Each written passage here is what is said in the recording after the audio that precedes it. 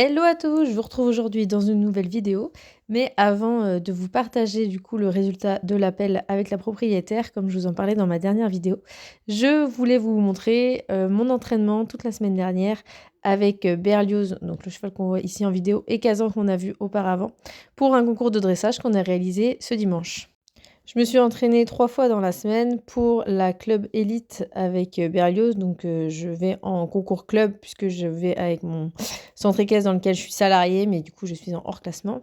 Et avec Kazan, comme c'était son premier concours de dressage et que j'ai eu l'occasion de travailler avec lui depuis un petit moment maintenant, on a fait sa première club 3. Et pour un bilan rapide du concours de dimanche, on a passé une bonne journée sous la pluie, mais la matinée pour la club 3, ça allait encore, ça se maintenait. Du coup, on est plutôt très content du comportement de Kazan, qui pour un premier concours n'a pas été trop regardant. Un peu au niveau de la cabane, comme on va le voir là à la fin de mon cercle, puisque j'avais la photographe juste derrière. Mais voilà, à part ça, il a fait de très belles choses, très content, et du coup, on sort en 63%. On le voit ici, ce qui reste surtout à travailler, c'est les transitions descendantes. Là, la transition galop-trot, elle a été un peu trop longue. Donc voilà, le récupérer un peu plus vite dans les transitions. Mais sinon, tout ce qui est départ au galop, départ au trot, etc. La cadence, ça a été. Il a tendance un petit peu à précipiter. Donc voilà, lui faire prendre le temps de poser ses pattes. Vont être les priorités. Et puis que, au fur et à mesure, il prenne un peu plus contact sur le mort. Et du coup, avec Berlioz, bon, pour le coup, là, on s'est pris pas mal la pluie, donc le terrain était vraiment cata, mais bon, c'était la même règle pour tout le monde. Je suis plutôt déçue, on sort en 64%. J'ai pas eu beaucoup de sensations, j'ai pas pris beaucoup de plaisir. Voilà, je suis déçue un peu de nous, mais bon, voilà, c'est plein de perspectives aussi, d'amélioration.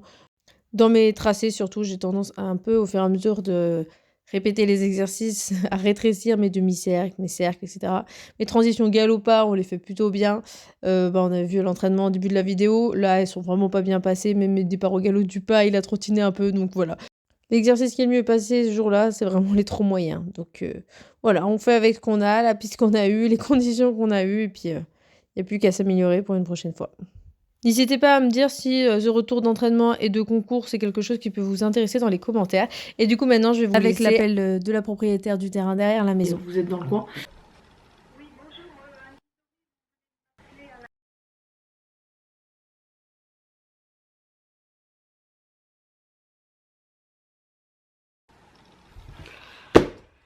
Bon.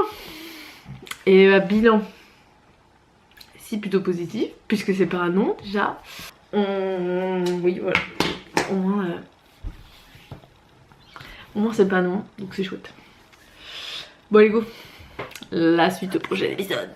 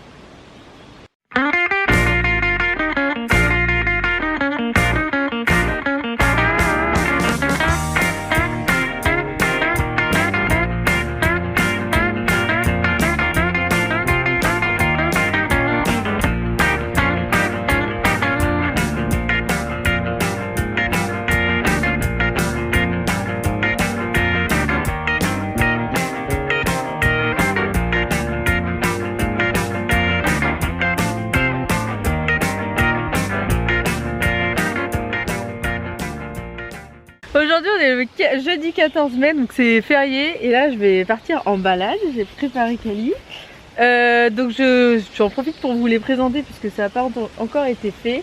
Donc Kali, la jument noire, une jument frisonne pas plein papier que j'ai depuis 2016, Kéops qui est là, qui lui a 6 ans, qui est pré-débourré, mais j'ai pas fini pour des raisons que je voulais le laisser grandir, qu'il a eu un souci au pied l'année dernière, au postérieur, je vous en reparlerai peut-être, et parce que j'ai pas forcément les infrastructures qui me permettent de progresser comme je voudrais.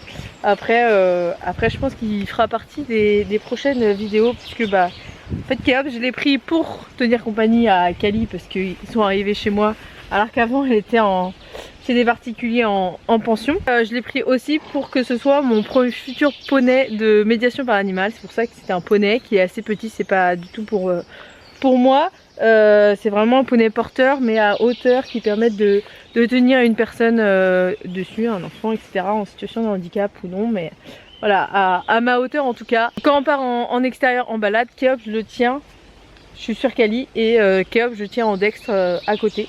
Donc il est super habitué à aller en extérieur, etc. Donc ça c'est une bonne base. Il a un bon pas, aussi, il aimerait bien aller même plus vite que Kali. Mais voilà.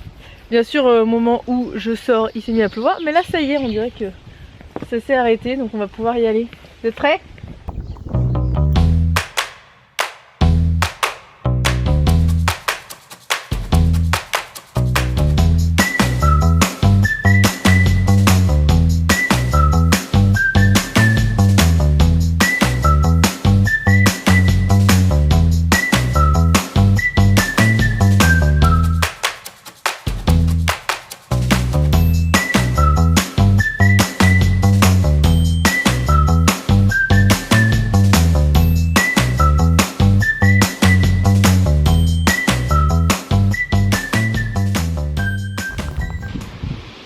Je vous retrouve, on est rentré de balade, les chevaux sont là, en fait ils sont juste devant la maison en train de brouter. On fait ça maintenant, enfin je fais ça maintenant, j'ai un peu pris l'habitude. Après la balade, le temps que je mange, ils ont le droit de brouter sur l'herbe, voilà. Ils sont plutôt contents. Pour vous faire un point sur les démarches où j'en suis actuellement. Du coup, pour vous refaire juste un retour dans le passé, j'ai de base, moi j'ai un bac sanitaire et social, puisque je voulais travailler dans le social.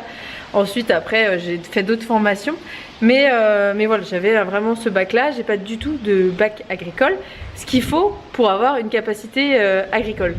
Ce qui m'a poussé du coup à avoir cette capacité agricole, ce n'est pas les aides, on n'en a pas beaucoup en équin, mais plutôt le côté prioritaire. En fait, à partir du moment où on a la capacité agricole, on est jeune agriculteur, on s'installe, on passe prioritaire face à, par exemple, à un autre agriculteur qui est intéressé par les terres mais qui lui est déjà installé, voilà, et en fait c'est vraiment pour permettre aux jeunes agriculteurs de pouvoir s'installer. Donc voilà, et en fait nous c'est plutôt ça qui m'intéresserait. Je vais m'installer sur des terres que Michael a actuellement, sauf que niveau épandage, lui il faut qu'il s'y retrouve. Donc on va avoir besoin de nouvelles terres. Michael ça fait plus de 3 ans qu'il est installé, et puis de toute façon il est installé. Donc les aides que je vais avoir le droit aujourd'hui, il en a eu le droit aussi, il en a bénéficié. Mais maintenant c'est plus le cas. Du coup voilà, c'est pour ça que je voulais l'avoir. Pour me permettre quand même d'avoir cette capacité agricole malgré mon salariat, ma micro-entreprise en médiation par animal, j'ai du coup cherché une formation à distance que j'ai trouvée à Laval. Donc j'ai fait un BPREH, un brevet professionnel responsable d'entreprise hippique, donc vraiment axé sur les chevaux, quitte à faire quelque chose. Je m'étais dit que ça pouvait m'apporter des infos en plus, ce qui a été le cas. Du coup j'ai commencé ma formation au mois de mars l'année dernière, en 2025, non, au mois de mai 2025, et je l'ai fini là en mars 2026. Donc j'ai été diplômée. Donc voilà, c'était une formation intéressante quand même. Un budget, mais bon, au moins j'ai du coup la capacité agricole. Ce que m'a apporté en tout cas le plus cette formation, c'est tout ce qui est budget prévisionnel, tout ce qui est compta, etc. Quelque chose que j'avais pas fait lors de mon BPGEPS, etc. L'étape d'après, j'ai contacté la chambre d'agriculture, donc moi c'est l'UDEAC la plus proche de chez moi, et j'ai eu mon premier rendez-vous pour les 3P, donc c'est le plan de professionnalisation personnalisé. Mon premier rendez-vous c'était il y a 3 semaines, c'était donc ils appellent ça un rendez-vous projet, c'était pour reparler en fait de mon projet. J'avais rempli un document mais c'était il y a plus d'1 an avant que je rentre dans ma formation. Donc voilà, il y a 2-3 petites choses qui ont changé, mais d'échanger dessus, d'avoir bien toutes les infos, etc. Elle m'a donné une frise aussi que je vais vous montrer, qui me permet de me situer et de voir l'évolution. J'aurai tout un document à remplir. En fait les 3P, ça permet vraiment déjà c'est personnalisé, c'est vraiment par rapport à notre cas. et puisqu'il n'y a jamais un cas pareil, puisqu'on a tous des projets différents sur des lieux différents avec des contraintes, des besoins différents.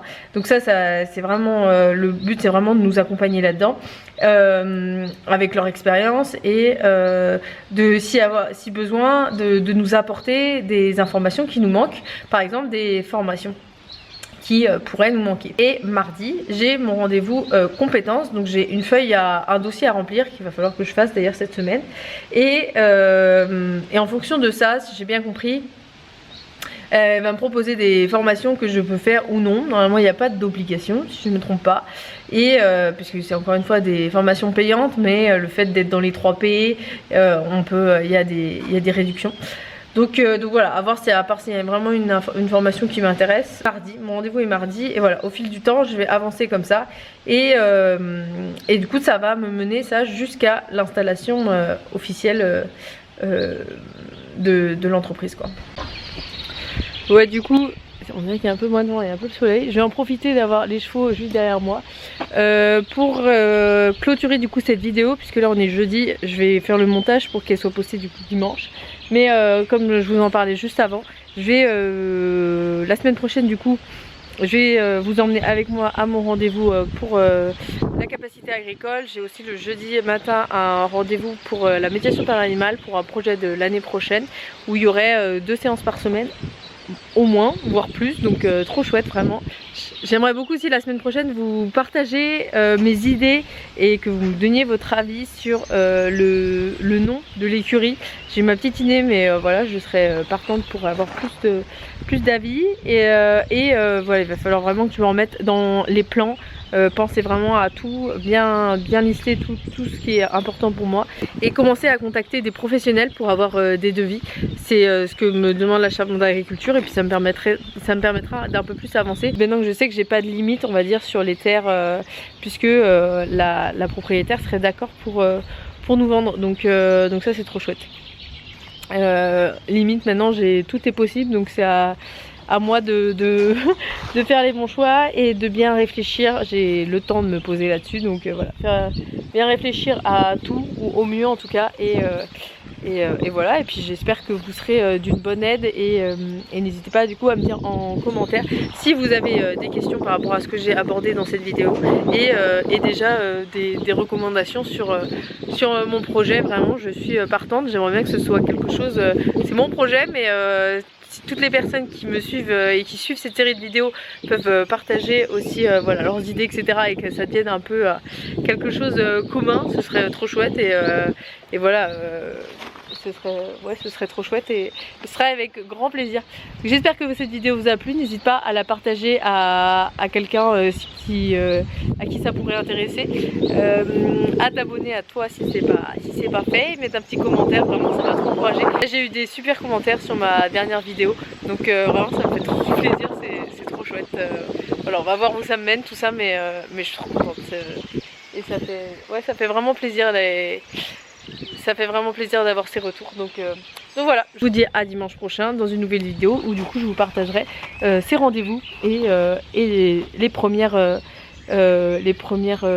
contacts avec des professionnels.